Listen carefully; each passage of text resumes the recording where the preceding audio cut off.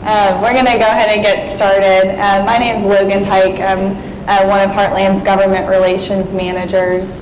I cover 13 states, so if you're from Kentucky, Alabama, Florida, West Virginia, those are some of the states that I cover with lawmakers that are here. Next to me is Elliot Engstrom. He's from the Civitas Foundation or Institute. Okay. And then Senator Angela Hill from Mississippi, and then Bruno Behrend from the Heartland Institute as well. I want to just define a few definitions real quick, because I hate it when I listen to a panel and they're using a bunch of abbreviations and I have no idea what they're talking about. So you're going to hear us say ESA a lot, Education Savings Account. And that's basically just an account that's parent-directed, state-funded. Usually it's on a literal debit card that you can use for tuition, therapy, any education expense. A voucher, I hope everyone knows what a voucher is. Money used for private school, charter school, or a special needs alternative. And then a tax credit scholarship, where a company or an individual will donate to a not-for-profit and they will give that money towards a student to use for their choice in education. So just out of curiosity, if you're from a state where you have school choice, actually better, if you're from a state where there's no school choice in your state, will you raise your hand? So if you're from Kentucky, West Virginia, South Dakota, hey Isaac, or Illinois, I mean I guess Illinois technically has some tax deductions or credits. But yeah, so I just wanted to get that out there if you don't have any school choice. If we could do a round table, just talk about what kind of school choice North Carolina has, Mississippi, and then I guess you could just do a national scope of where you think or the target states this year maybe that you foresee. Okay, so in North Carolina, we have something called the Opportunity Scholarship Program, which is a voucher system. It has been, had been in our courts for a while, challenged under our state constitution by some anti-choice groups, and it just got upheld this year, so it's been a good year for choice. And our system, how it basically works is that there's $4,200 available for a family, but eligibility is based on income and some other factors. So it's not universal, it's not that anybody can get it, but it's if you're in a situation where you're in poverty or you have a special disability or something like that, you have access to that money and you can use it towards tuition at a private school. In Mississippi, we have charter schools for the first time since the Republicans took control of the legislature in 2011. For the first time since Reconstruction, the Republicans control all three bodies, the governorship and both chambers of the legislature. And we were able to pass a limited charter school bill, not a charter school bill across the board. So we need a little bit of work because we excluded the higher performing districts from being able to have charters come in. So we do need to do a little work on our charter school bill to make it a little bit more inclusive, but that is groundbreaking in Mississippi to get a charter school bill, a true charter school bill passed. We also have a scholarship program that we passed called the Equal Opportunity for Special Needs Scholarship that allows students that have an individualized education plan to be able to draw down this scholarship or savings account, education savings account, to a maximum amount of $6,500 per student that can be used toward tuition at an accredited private school. And the money that's left over, if there is any money left over from that account, can be used for tutoring or therapy, such as that. We do need to broaden the scope of that scholarship program because it only applies to students who are enrolled in public school. The students that have already gone to a private school that were not getting services in a public school are not able to take advantage of that scholarship. So we have excluded quite a number of students from that opportunity by saying that in the bill that they had to already be enrolled in a public school. So we do need to do a little work, but we have 500 students annually that can apply for this scholarship. We are in a 5-year pilot program for the scholarship. And we don't want to see students continue to be turned away because they're applying and they have already moved to a private school and they're no longer in a public school setting, because they should be able to benefit from this scholarship opportunity as well. One thing that I want to talk about today as we get farther into this is how we had a ballot initiative that we had to fight in Mississippi that was called Initiative 42 that could have basically erased all the reforms that the legislature has put in place and put a court system in charge of public education.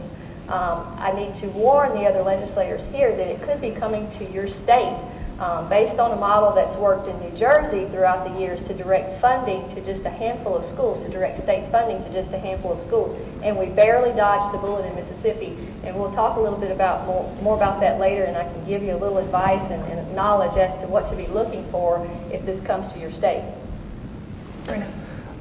So quickly to kind of wrap things up a little bit, obviously all the states that you're from, there's always something on the table. Somebody's going to introduce a voucher bill, someone's going to try and do something. One thing I just want to say right out of the box is that the way the question was worded, charters were kind of left off, despite the fact that I would consider at least that while charters are a half step toward what we should have, which should be universal school choice for everybody, they are a very good stepping stone in that they create a school that is independent of the district infrastructure. So, for starters, we should all keep the goal in mind, whether it's education savings accounts or vouchers or anything else like that. Our goal should be, and I would argue vociferously with anybody here, that the long-term goal should be challenging the district system so that we stop funding systems and bureaucracies and government entities and start funding children. So one of the first hits that everybody uses against school choice is that this takes money out of my district. I realize that being legislators, you don't have the same freedom that a policy wonk or an advocate does, but the appropriate answer to that is I'm here to see funding students, not here to see funding districts. It is not the same thing. You can have an educated populace or you can have a giant education bureaucracy. You can't have both. So the goal should be, me personally, my favorite is an education savings account with a much more free system. When I do my presentations, I basically say that we want to go toward a system where the money follows the child to a vast new array of independent education resources. And that may or may not be a brick and mortar school, it may or may not be a district, it may or may not be a charter. So when I talk in broad terms about education transformation to groups like this, I basically say spend less effort trying to improve and save a 19th century system that no longer really bears that much relationship to where the world is heading, and instead start thinking about a 21st century system where knowledge and content and education can be delivered, quite frankly, inexpensively in a vast, vast number of ways as opposed to a brick and mortar school. From a legislative perspective, the way this might work is not necessarily having a huge voucher bill or a huge ESA bill, but just to start putting structures in place where when the schools are failing, that the child has an option to leave that failing system. And that's going to have less of an impact on the wealthy districts and the people who are happy with their schools than it will, but it does start solving the problem of the achievement gap. So, for example, we wrote a few years ago, and it's kind of become less popular or less talked about, and that's a parent trigger. But that you create, instead of like a huge voucher bill or a huge ESA bill, you create a system where, oh, by the way, when a school is failing, this is an option that the student has. And that could be an option, we talked about this yesterday, even having a cause of action against that school district, saying, you're failing to educate my child, I'm trying to educate my child. If indeed we all believe the rhetoric that a child has a right, quote unquote, right to a good education, why does that right always yield, as in the New Jersey system and these horrible Abbott cases in New Jersey, that didn't yield a better education system in that court case. It meant millions and millions of dollars being dumped into the worst school districts in the state, which have done essentially nothing with it. So the idea is not to say, well, here's a model bill for this voucher and here's a model bill for this ESA, but to say, where can I, in some kind of legislative package or in some kind of education bill, slowly but surely start stripping away the money following the district and start having the money follow the child where the child needs that option. Thank you. So I understand there's going to be a move, or possibly a move, and there's people from North Carolina here for education savings accounts in North Carolina. Yes. What's the prospect of that, or challenges that you see might? Okay, as I mentioned, the vouchers were passed, have been successfully defended in the court system, and for us at Civitas, we want ESAs. I mean, we're very open about that. We think it's the next step, and we think it increases choice, and ultimately that's the whole point. So we're looking to, we'd like to see a bill introduced, an ESA bill introduced in the next session. As one of the challenges that always comes up whenever someone introduces a new form of school choice is always, is there going to be a court challenge? And it's interesting because the voucher challenge that happened in North Carolina this year was based on the idea that public money shouldn't be going to private schools through tuition, right? And so I was talking with one of my colleagues the other day. I said, so let's say ESAs get passed, how are they going to change their argument to, if they lost vouchers, it seems like they would lose ESAs too, is my point. It seems like the same logic applies. So for us, the biggest hurdle is convincing legislators, convincing the public, and so we started holding town halls around the state, from Wilmington all the way over to the west part of the state just to try to tell people about the merits, because some people think, well, we already have school choice, we have vouchers, why would we need ESAs? Another thing to convince people of is, and this is one of my favorite challenges that come from liberals, is that, well, what if parents go spend this money on ridiculous things? Like, what if they don't spend the money on the child? I'm just thinking that the entire leftist dogma is based on government handouts. It's entirely based on you giving people money from the government, and so it's if we trust people with checks for welfare, we're not going to trust parents with checks. And you can also build safeguards into the system. You can build safeguards into where it's on a debit card or something like that, and it can only be used to purchase certain things. So the main challenge is going to be public opinion, legislative opinion. The litigator in me would kind of like to see a court case because I think we'd win it, but I think the biggest challenges are going to be, the opinion and that sort of thing. Senator Hill, you all already have education savings accounts for students with disabilities, is that correct? Yes, that's correct. How likely would that look, expanding that to all students? I think it would take some time to expand it to all students, and what we've been able to do in Mississippi is incremental steps.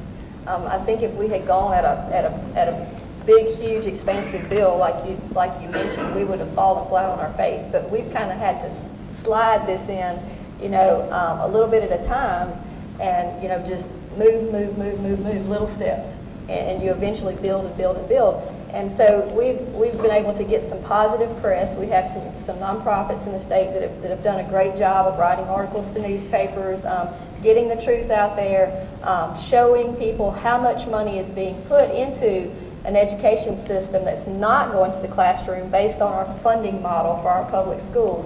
When we've been able to show people that just since 2011, that 23% increase in administration versus a 5% decrease in instruction costs, that the money is not going to the students. So we've had to show them how that the money is being mismanaged in public schools to be able to try to pull that back and straighten that out some at the same time, to open these opportunities up for some of these other special category students to be able to move from school to school. First thing we had was a dyslexia scholarship. Even before the special needs savings account, we had a bill passed that allowed dyslexic students to move from the public school into a special purpose dyslexic school that used the Orton-Gillingham method. So that was our first small move to get students for the money to follow the student out of the public school into a special purpose school. Then we followed up with the special needs IEP equal opportunity scholarship, to get those students to be able to go into an accredited private school.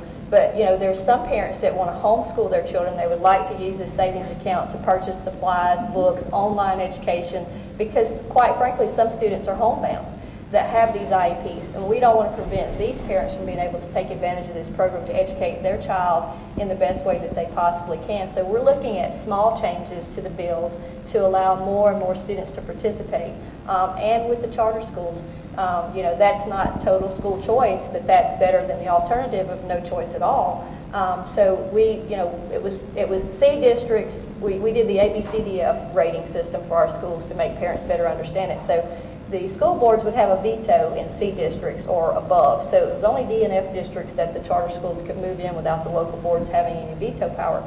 So, and plus the students couldn't cross district lines. So we're not seeing charters being interested in rural areas where we really need some better performing schools in some of the rural areas. So those students would have to be able to really cross district lines to be able to make a charter work in a rural part of Mississippi versus coming into the city of Jackson where we see the most interest, in the inner city public schools. So those are some incremental changes that we want to see made to the charter school bill and to the equal opportunity for special needs bill to allow more students to take advantage of that. I think that wholesale school choice is a little farther away, maybe, but we've made significant groundbreaking changes, and with the potential supermajority that we have coming into the Mississippi House of Representatives, that's going to give us more power to do these things. And the thing is, we've had to fight the narrative that the big bad Republicans, they hate children, they want to close your schools down. We've had to fight all that. You know how the left gets their narrative out there. So we've had to show the stories of these people that are actually, have adopted children with special needs, that the schools were failing their children. They've been able to use this ESA and move into a private school where these children are being better served. So, we've had to put those particular stories out in the media to actually show what's being done to combat the propaganda that we've gotten. And with Initiative 42, we got like $8 million worth of propaganda every time you turned on the TV. So we've had a tremendous battle, and we just barely made it through this vote, 52-48, because if this vote had passed, the legislature was stricken from the Constitution. This would have put a chancery court in the capital city in charge of education, both policy and funding. So basically, we would have had to hold appropriation hearings down in the chancery court in Hinds County. So that's how close we've come to just, basically losing all the reforms that we've fought so hard to put in place. They're going to find an alternative when they can't win at the ballot box in a traditional election to hold on to these dinosaurs that are sucking all the money and blood out of your state's coffers. They're going to find an alternate route to try to go in and get control, just like these agencies, as we heard in the energy talk before. They're using alternative means to take the power away from the legislatures and bypass the legislatures. And we saw the same thing with this Initiative 42, where they went out and got signatures and said, this will force your state legislators to give adequate funding to the public schools. But when you look at the money that's been given to the public schools and you see how they've mismanaged it and all the spending has gone to the administrative portion, that's the message that we have to get out. Kind of along that same line, and you've probably run into this already, and many of you have run into the Common Core debate. Me personally, I would rather be discussing money following the child to a vast new array of education resources as opposed to pro or con on Common Core. Well, the fact of the matter is that Common Core is their ultimate backstop strategy. Everybody remembers, if you like your insurance policy, you can keep if you like your doctor, you can keep your doctor. What Common Core is essentially saying, and please use this in your reverse narratives if you're against the Common Core, if you like your curriculum, you can keep your curriculum. The fact is you can't. And the tricky part here, and this is a tough sell with legislators who have to go back and talk to superintendents and parents and soccer moms, but the fact of the matter is a local school district is not a local school district. I have been trying to convince conservatives and Republicans, along with liberals and Democrats, for the last 5 or 10 years, that a school district is essentially about as independent as a McDonald's franchise. And yes, you can say something about the size of the parking lot or the architecture of the arches, but locally you're not going to have any control over the pricing and the menu of a McDonald's. And when you really, really look at it, you can show me some school districts in Mississippi or some school districts in some area of California or somewhere that has a little bit different curriculum. But everything comes from the same top-down, and this is even pre-Common Core. Pre-Common Core, 5 or 6 choices of textbooks.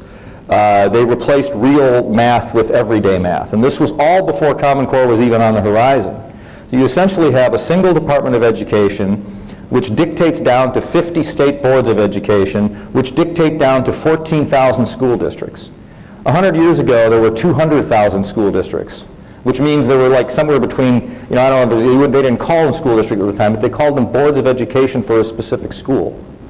So whenever you're talking about local control, the ultimate local control is not the school district and the school board and the superintendent, and there are many, many conservatives who it's very difficult to disabuse them of this notion.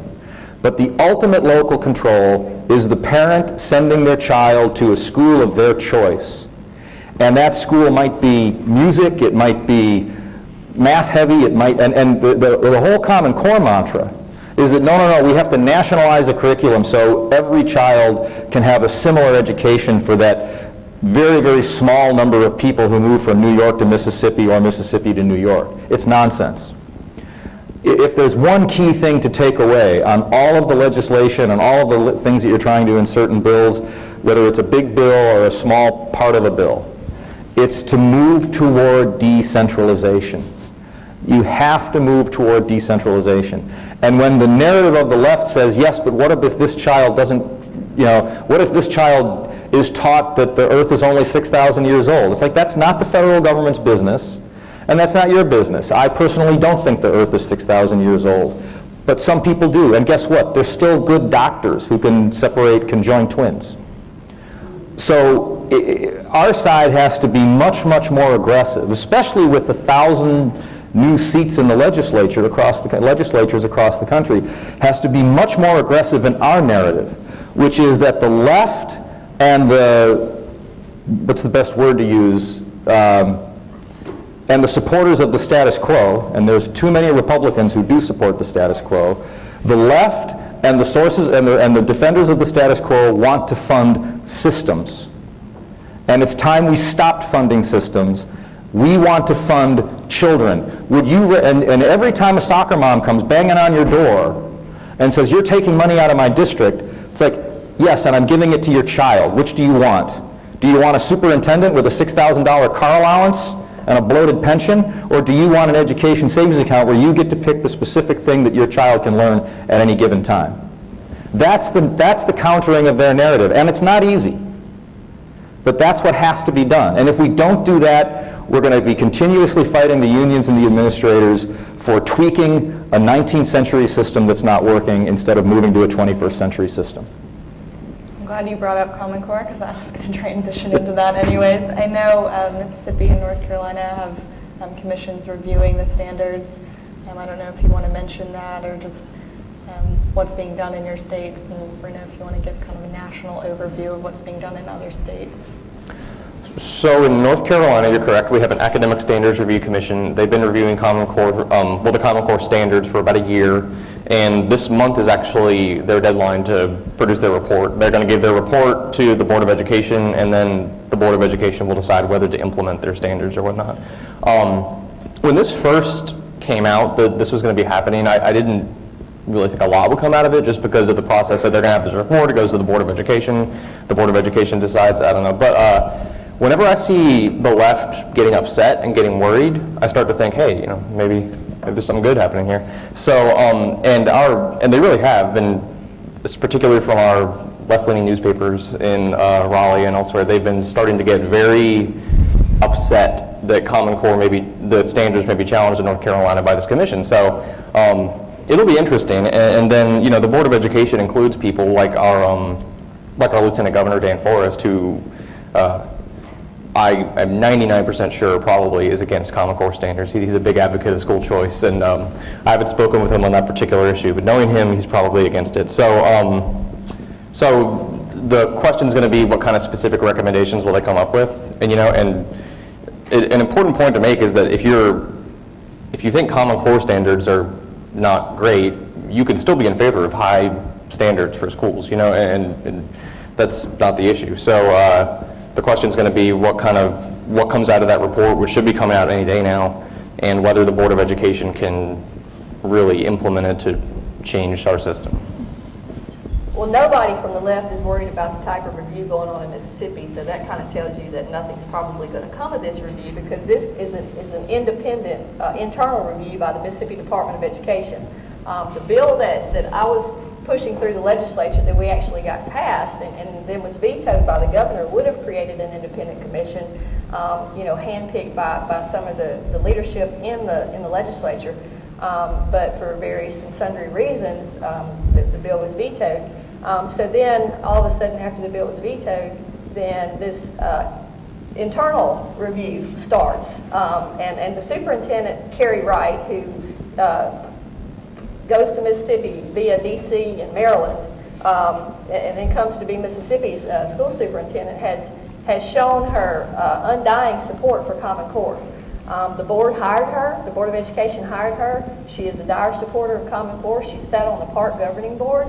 So with the same Board of Education that hired her and the internal review by the Mississippi Department of Education, they took some public comment, but they set the comment section up on their website so that you would have to have a research-based complaint. So what parent can give a research-based complaint? So you limited those complaints to those folks who knew how to manipulate that review system to put their information in there. So it was really a false, in my opinion, a false review commission. So they finished taking comments in September. They should have their report to the Board of Education any time now. But I don't look for a whole lot of changes because the mouthpieces there have steadfastly said we support Common Core. Mississippi did defy the national averages on the NAEP test this year, where most people went down on NAEP. Mississippi did go up on fourth grade reading and math.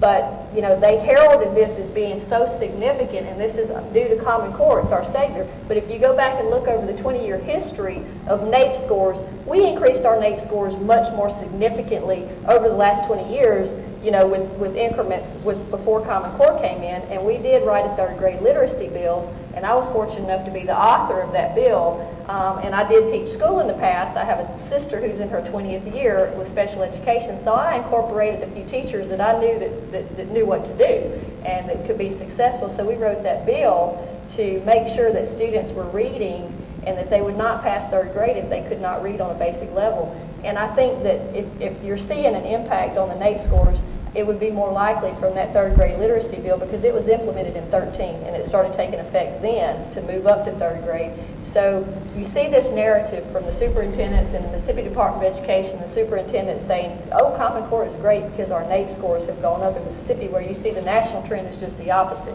So, we're fighting the media battle in Mississippi over Common Core, but public opinion in some of the more conservative areas in the state is 85% negative toward Common Core. So, our business lobby in Mississippi, just like the United States Chamber, push Common Core. So the legislators that came out against Common Core, and I was probably the first one on the radio with Jamie Gass in Massachusetts talking about, what's going to happen when this actually gets implemented. And everything has come to pass pretty much that we said. But still, we're still right where we were in Mississippi. We still have Common Core standards. They've been renamed Mississippi College and Career Readiness Standards, but we still have Common Core, and we have a farce of a review done internally by the Department of Education. The only good news is we've gotten out of PARC. So we don't have the data sharing, or we think we don't have the data sharing that PARC had partnered with the federal government for, and the department contracted with Questar for the testing, so it remains to be seen how much information Questar is going to collect and how they're going to share it, but we haven't gotten any significant opt-in or opt-out data sharing bills passed. So despite all the work, all the collaboration with Heather Case, all the articles in School Reform News, we're basically right where we started from in fighting Common Core in Mississippi.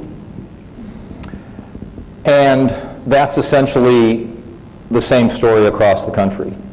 Indiana was the first state to back out of Common Core, so they backed out of the Common Core frying pan and got into the Common Core fire by implementing literally the exact same language, they just called it something else. And you see that, I was in Alaska doing a presentation on Common Core. Alaska said that we never really ever went to the Common Core, but hilariously, you could go to the Alaska standards and you could actually find, with a few playing around of Microsoft Word, you could find where they essentially did a search and replace and changed 10 or 15 words in 3 sections and literally passed the Common Core standards word for word minus 75 words of search and replace. And this is all part of the strategy.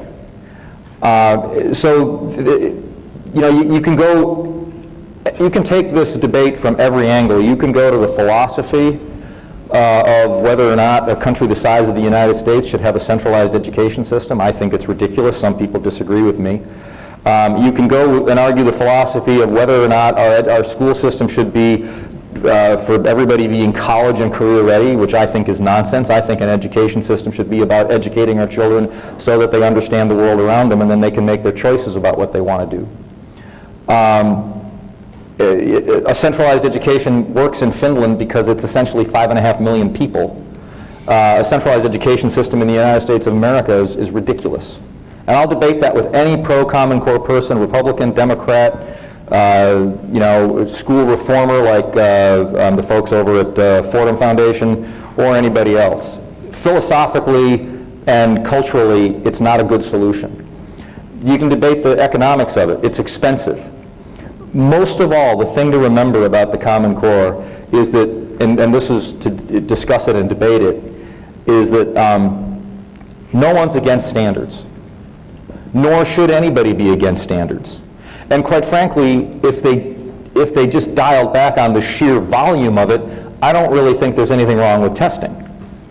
If you're pro-school choice, and you want to prove that choice schools operate effectively, you're going to have some ACT, SAT, college entrance, something. You're going to have some kind of test or some kind of measurement device that shows you that your schools are effective, if indeed the government is paying for it. So the debate in Common Core is not about standards, and the debate on Common Core is not about testing, other than the sheer volume of it, which is a clear point.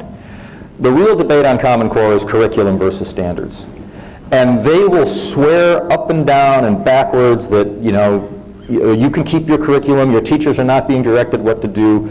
Most of us who have talked to teachers know that this isn't really the case. Even the teachers who are in favor of Common Core say that, yes, it's having an impact on what they're doing in the classroom. But most of all, when you're dictating reading lists, when you're changing reading from 25% nonfiction to 60% nonfiction, and when you have to quote-unquote retrain, and incidentally the retraining is a godsend for bloated bureaucracies, consultants, and all the other people who, I think you called it the blood-sucking dinosaur of the existing system. It's basically a money machine to hire people to spend money on things that aren't necessary. But when you're retraining every teacher in the country to teach to the Common Core, that's not a standard. That's a curriculum. So that's not even up for debate. You can take Bill Gates's quote from his 2009 speech to the NCSL, all the way down to retraining every teacher, all the way down to reading lists. And you can prove in any debate, in any narrative, in any discussion with the political opponent, a primary opponent or anything, and you can tell them when you're doing this, this, and this, it's a curriculum, not a standard. So really quickly, what do you do to solve it? It's very hard legislatively because of the way the business community and everybody else has gotten into this fight to essentially defeat Common Core straight up right away. So the thing to do is to pull its teeth. And the way you pull its teeth is, number one, get out of PARC and SBAC. And, quite frankly, even if you can't get rid of the standards, or if you take some more control of your standards, go to Aspire, ACT, or any one of the other testing organizations that are quote-unquote non-Common Core aligned, and use them to measure your students. The next thing you do is pass bills, and this I think would be popular. You guys are the legislators, so you would know. But pass bills that separate testing and standards from curriculum, and call it the Teacher Freedom of Classroom Act. Our side, I don't know why we don't name things the way they name things, but the Teacher's Freedom of Teaching Act or something. And just say that you cannot dictate how the teacher teaches in the classroom. and start separating the curriculum from the standards so that even as this works its way through the system to become the bloated, expensive failure that we all know it's going to be, you've retained some level of teacher control of the classroom while you're trying to get more choices and more options for the students through other bills. I want to move on to questions from the crowd because we're kind of running out of time. So if anyone has a question, Nathan, if we could walk around with the microphone. Nothing? That's good here. And we don't have a lot of time, so if we could do short questions and direct them to one person on the panel, that'd be great.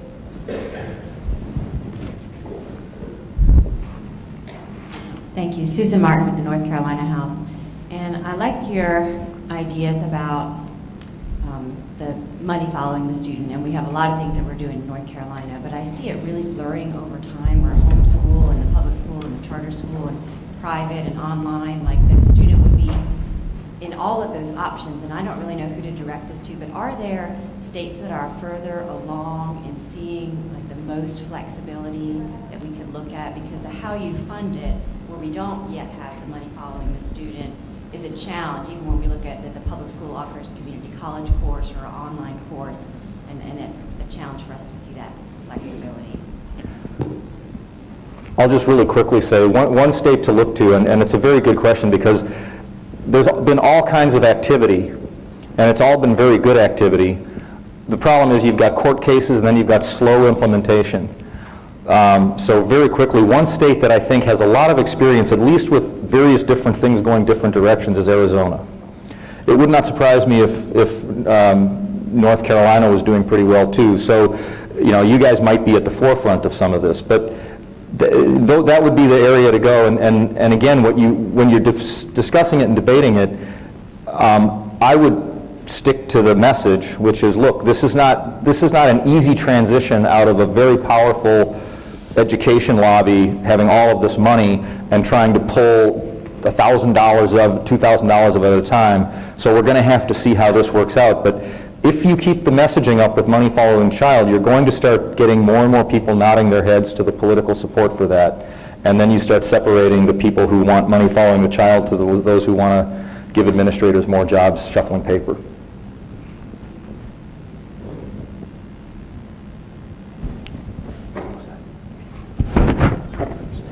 Thank you. Janice Spelling, Tennessee. In my degree is special education, and I taught in a public school system years and years ago. But what you're saying, what I'm hearing is that capitalism trumps socialism, and right now we have a socialistic union-run bureaucracy that has not produced the results that we as a capitalistic society thought it could produce, or something, which is kind of an oxymoron there. But you're saying let the dollar follow the scholar, and also to say that education, rather than training and indoctrination or whatever, this workforce readiness thing, that those are two key things we really need to look out and see what we can do to extricate ourselves from propping up socialism.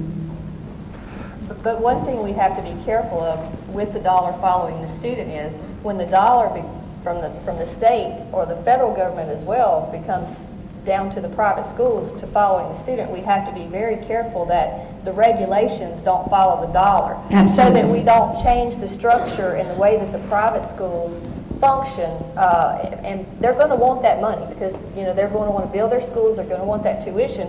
So we have to be very careful that the dollar following the student does not adversely affect the way that the private schools have autonomy to run their schools. Absolutely. So that's something that we have to be very cognizant of when we let the dollar follow the student. And that's one of my biggest concerns is because in the ESEA Reauthorization Act that the feds are dealing with right now, they had a portability section in that law that got stripped out in committee in the federal law, and it had all kind of regulations for the dollar following the student, and that's something that we'd be better off without. Absolutely. When you basically you're going to change the entire makeup how these private schools are run if they take the federal dollars, then there's no point in having a private school if the feds are telling them what they have to do to comply to get the money. So yes, we need to do it, but we have to be very careful how we do it.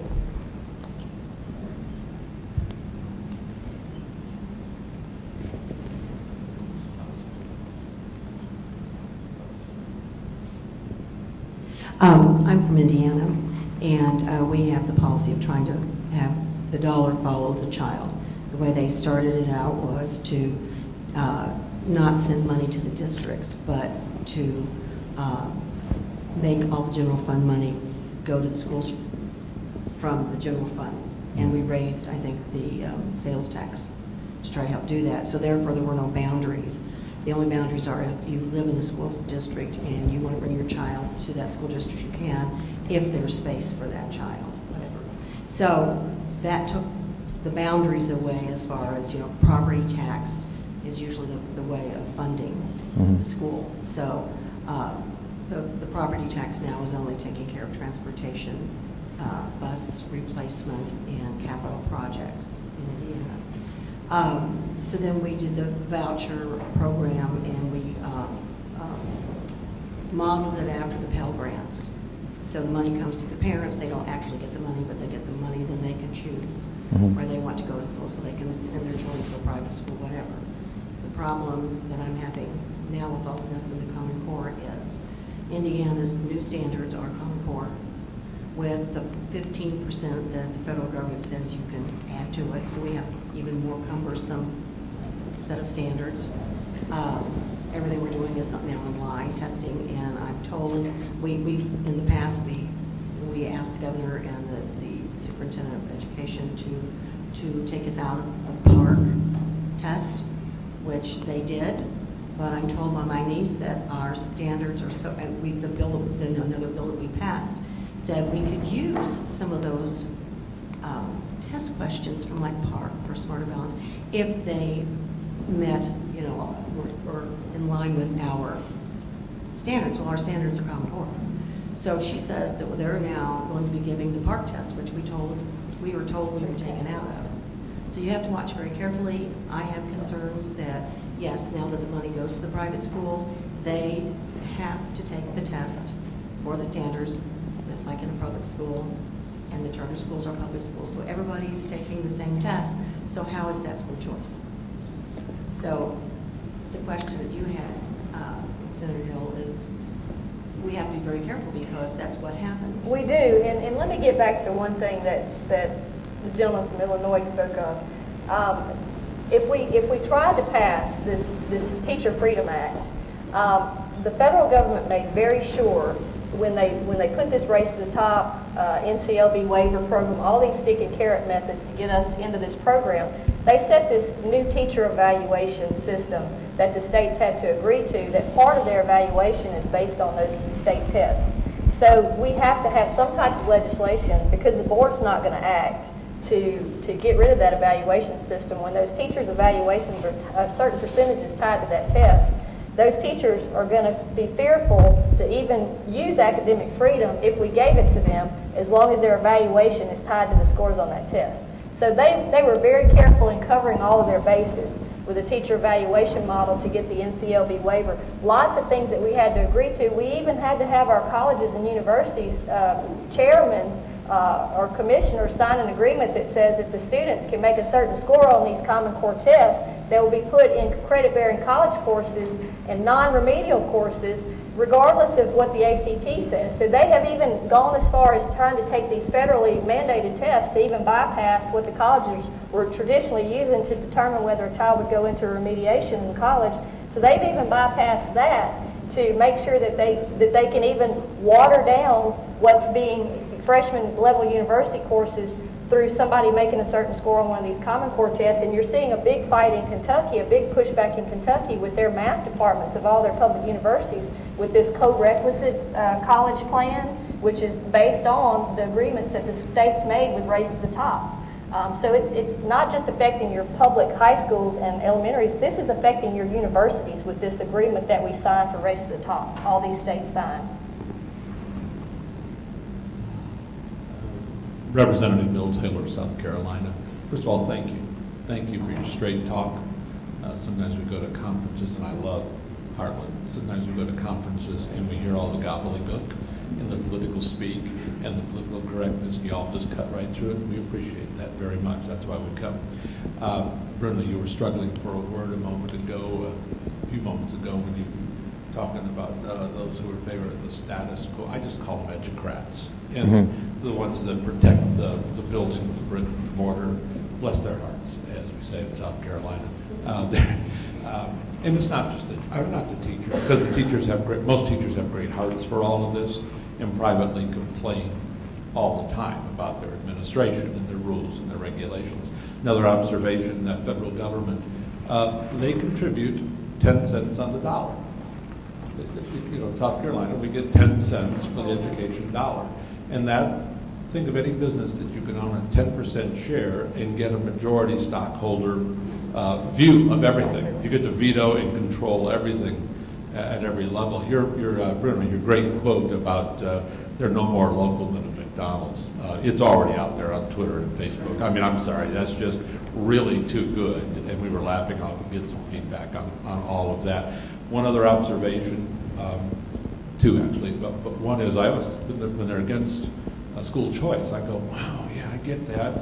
But the school choice argument is only K through 12. I said, what's the most successful school choice program ever? It's the GI Bill. You know, federal government hands you the money and you get to go do with it with some parameters, wherever you want to spend that money. You pick your school, you pick your course, you pick all the other sort of stuff. And it's funny, people go, oh, I never realized that the GI Bill was school choice. And it is. The federal government says, oh, that's great. And we all love that, and it works really, really well. Well, so do some of the federal scholarships and things like that. Lastly, in Tennessee, last week I had the opportunity to come up from South Carolina to Memphis, and the Tennessee legislators may want to tell me I'm either right or wrong, but I got to see the Achievement School District over in Memphis for a couple of days, went to schools, looked at it, was very impressed with what they did there and the boldness of the state school district coming in and saying, hey, these are really failing schools in Memphis, and some of them, one in Nashville, I guess, but we're taking them over. And they spent a year getting the KIPs and others involved and going out there and really working the community. And of course, being a unionized teacher, they had all the obstacles of the pickets and all of this. And you go, it's really working at a lot of levels. They have all the stats. By the way, their school district has 29 employees. And it's in a building called Teacher Town, which I kind of love that. And it's really modern stuff, but 29 employees for a whole school district. And they have pickled off these schools, and you know, everybody in the nation's looking at that, I think. If you haven't, take a look at it, because it's not a silver bullet. It's not the one thing. There is no one thing, is there, in education? No. But it is one of the tools to say, you know, you guys have been failing for so damn long. We're just coming in and taking them. But they are nimble. And what I loved is you didn't, you know, when you sit with your school boards, you get this strict, staunchy sort of, our schools, our money, our kids, you know. These guys are like, no. That didn't work quite like we thought it would last year, so we've changed that parameter. We've done this. We're holding them real accountable. If you fail, you're out. You know, another operator gets it. And plus, your Frazier High School there in Memphis was taken over by locals. It's hot. So, you know, there's stuff going on. We all know that. We just can't all get our act together and say the right stuff all the time. So, bless you. Straight talk. Appreciate you. Time for one more super short question.